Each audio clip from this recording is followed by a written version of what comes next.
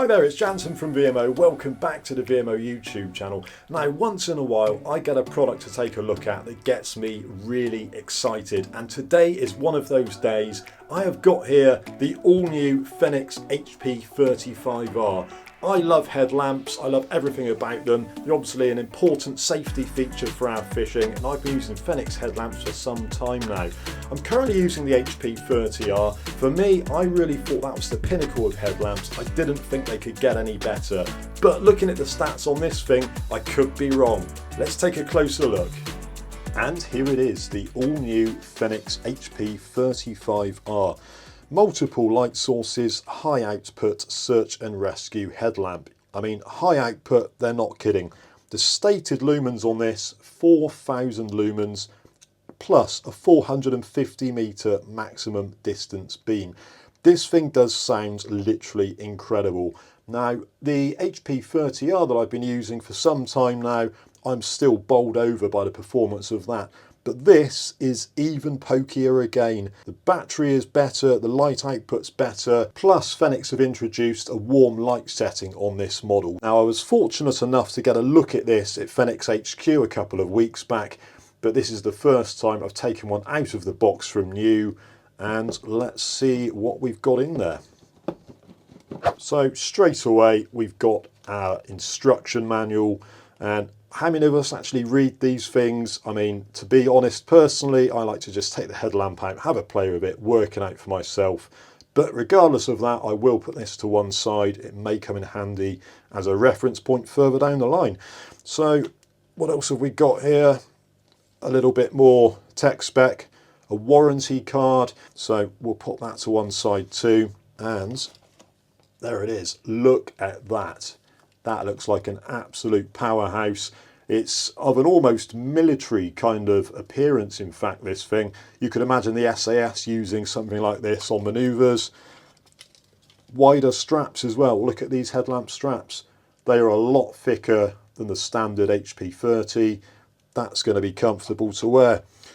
But just look, I mean, that is incredible. Really polished, highly reflective. And it looks solid. It's encased in, I'm guessing it's aluminium, but that looks absolutely fantastic. So we've got, on first impressions, a spotlight, and these two lights here, I'm guessing, are going to be for the floodlight setting. So we've got the familiar rotary switch, which was brought in on the HP30 model. Prior to that, it was buttons on the top of the head torch itself. I do like a rotary switch. On petrol headlamps I've used in the past, it's been the go-to. Work your way through the settings like that, easy enough to figure it out. So here we go, we've got the battery plugged in already. So bear in mind, I haven't charged this up or anything. It's literally straight from the box like it is. So let's take a closer look at what we've got in the box. So here we have, I believe, an extension cable. So if you don't want to wear the battery pack on your head, and it's really not that heavy, I wouldn't see any reason not to personally, but you can actually run the battery pack down to a waist pocket or the pocket on your smock or your salopettes or something like that, just to take the weight off your head. So that is an optional extra that Fenix have included in the box there. And then we've also got the charging cable. So only a small item, but obviously very important. USB-C, this one is. Plug that into a USB plug, your computer, anything like that. Plug this end into the battery pack and you're on charge.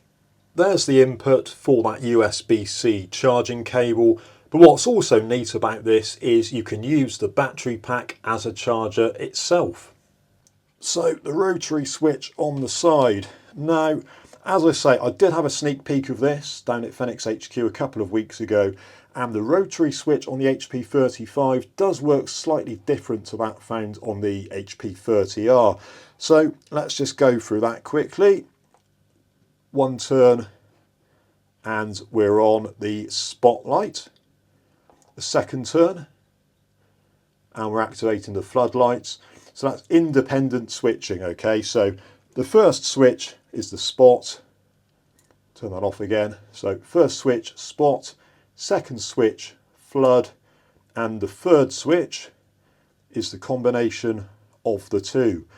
Now what you can also do, if I turn it off again all the way back, so I'll go on to setting 1 on the spotlight, the button on the side of the rotary switch, press that in to increase the brightness. And you can see that that is incredibly bright. Okay, so obviously at the moment we are in daylight. It's not going to be that obvious how bright this thing is, but it is bright.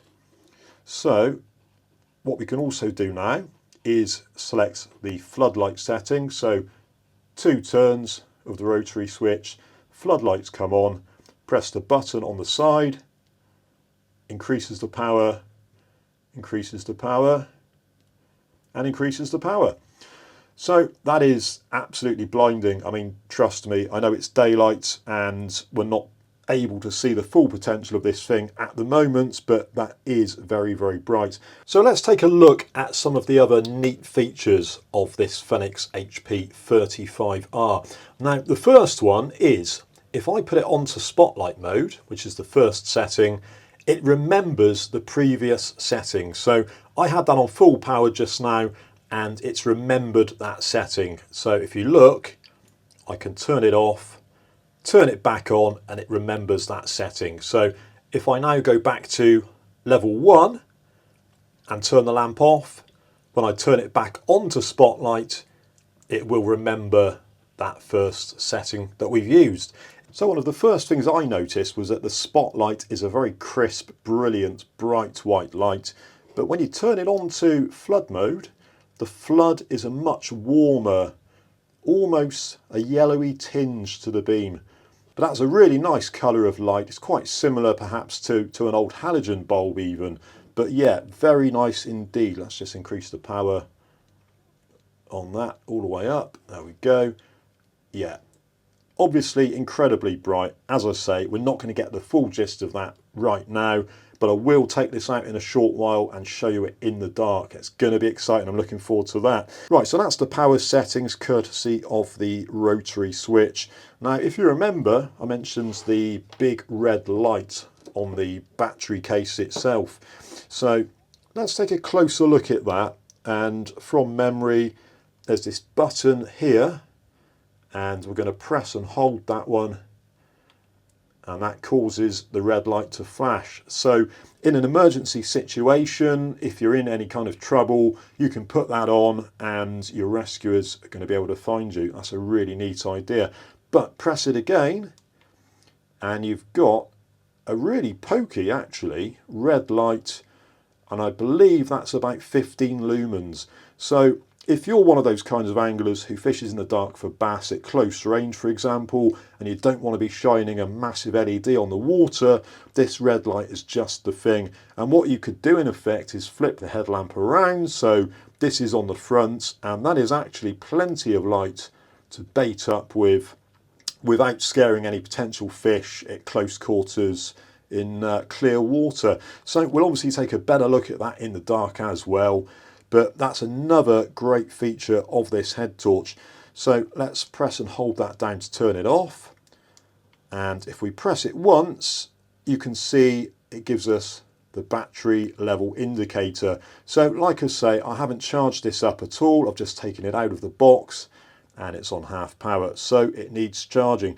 But if you're upgrading your headlamp like I am here, and you currently have the Fenix HP30R, well, the good news is you can actually detach the battery pack and you can use exactly the same battery pack which is on the HP30. So there you go. Absolutely brilliant idea, because I'm sure a lot of people will be upgrading their headlamp ready for the winter. There you go, that plugs in there. So it's interchangeable. So here I've got the battery pack from my Fenix HP30R version 2.0, of course, the latest model of the two lamps. And the battery packs, like I say, they are interchangeable. But there's one thing that's worthy of note, and that is that if we remove the battery pack from the HP35R, this battery pack, it will fit on the headpiece. They're not perfectly interchangeable, but it doesn't matter for me. Regardless of that, that will still sit on there just nicely. It's not going anywhere. Plus the fact, if you did want to attach the battery pack via the extension lead and keep the battery pack in a pocket, this obviously isn't going to be a problem. Now, if we actually take a closer look at the battery pack, this is fully sealed, okay? So whereas with the HP30 you had 2 single cells which were removable, this is one solid unit. Now, the thinking behind this was that to increase the IP rating, this one is IP66, I believe, which is ingress protection to protect water, dust, debris making its way into the battery pack. This battery pack is actually fully sealed, and the guys at Fenix told me they kept this in a metre of water overnight and the headlamp was still running the next day when they came into work. So there you go, that speaks volumes. You're using this headlamp around water, and in particular salt water, which is obviously highly corrosive. You don't want that getting in there at all. So the battery pack is totally sealed up. You cannot remove the cells. It is one unit. So what you've got here is 7.2 volts and 5,000 milliamps of power. So that is going to last you a hell of a long time. And I said about the stats on this thing, they really are impressive. The run time is ridiculously high on the lower settings, and even on the high power settings, you've still got 4 hours plus of run time. So I've always said I do like to run my headlamps on full power. Whether I want to run this on full power, I don't know. It's probably a little bit over the top to run it continuously that way, but let's just plug that battery pack back into the head torch. There we go. And there it is again. Well, I've given you the guided tour of the lamp itself. It's certainly a quality piece of engineering, and I'm just going to stick the battery itself onto the back of the head torch bracket here. So I'm guessing, there you go, lovely click into place. That is locked on there solidly. The only thing I can do now is take it out in the dark and put it through its paces. So in a few hours time, when it does get dark, I'm heading out to the coast and let's see what this thing can do. Well, I've finally made it down onto the beach, and as you can see, I've got the headlamp on my head. Those really wide, stretchy bands are incredibly comfortable. Really does feel nice on the head. It's actually pushing 10:30 now and it's not properly dark. The moon's just come up over there, so I'm just going to wait a little bit longer before I go through the settings on this lamp and we see what it can really do. But just before we get into the main settings of the lamp, here is that red beam on the back of the head torch. And you can see that for close quarters work, that is more than adequate. So you do indeed have the option there of spinning the head torch around and using the rear towards the front and illuminating the immediate area with that red light, which is not so harsh if you're fishing at close range. So here we go. This is the moment we've all been waiting for. From pitch black darkness to the first turn of the rotary switch. And you can see that's not a bad little spotlight. It's not going to illuminate too much, but still that's pretty respectable. So let's press the button again. So this is the second press of the button on the spotlight. And there you can see straight away there's a lot more illuminated. In fact, we can pick out the cliff all the way up to the top. And if I move along the beach, along the edge of the cliff, you can see that's pretty decent. But that is only the second setting. So let's return back to where we started and we'll go for the third setting.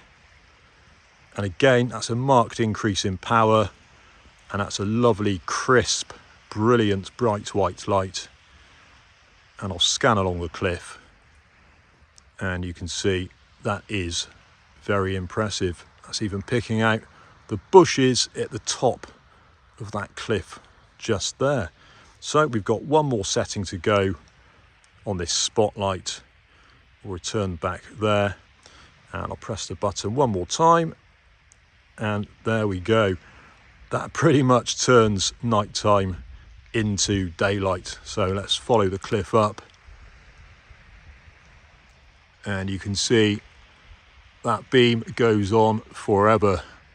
Let's follow the tree line on the top of the cliffs, and that is all picked out absolutely fantastically. I'll follow that all the way back down to the bottom, and you can see that beam travels a long, long way. So that was the spotlight setting.